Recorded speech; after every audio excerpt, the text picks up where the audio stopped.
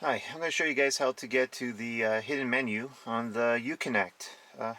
All you got to do is put your ignition on, either start it or just put on a auxiliary,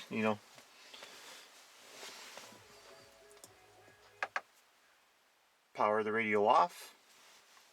You're going to press radio and media and menu. Hold it down for a few seconds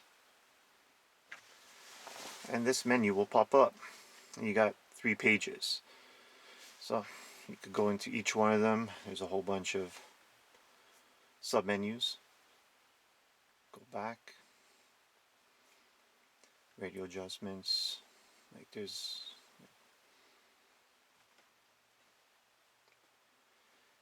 and to get out of it, all you have to do is press end. Turn your radio back on and everything else is back up. That's it. So once again, just turn the ignition, either start the car or just leave it on auxiliary, and as long as the radio turns on, power it off, radio, media, and menu.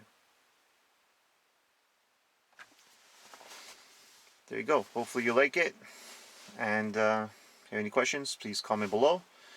Please subscribe, and thank you for watching my video.